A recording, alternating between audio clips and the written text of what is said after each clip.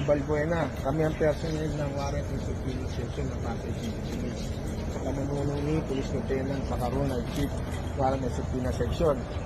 Kayo aming inaaresto sa bisa ng warrant of arrest na hinihain ni Judge Alan Ariola ng MPC Branch 48 Pasay City sa kasong physical injuries. Kayo may karapatan manahimik, magsawlang kibot, magkaroon ng sarili mo pinagkakatiwalang abogado. Slight physical injury. Ikaw may karapatan manahimik, magsawlang kibot, magkaroon ng sarili mo pinagkakatiwalang abogado.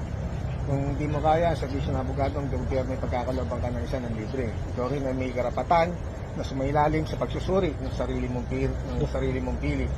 Kung ikaw ay walang kakayahan, ang gobyerno ay pagkakaloob sa iyo tumuli.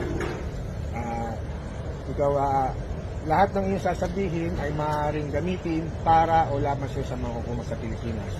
Naintindihan mo mga karapatang mo ito, sama ka sa amin, arestado. Sige po, ayusin po natin yan. Ano lang naman ito,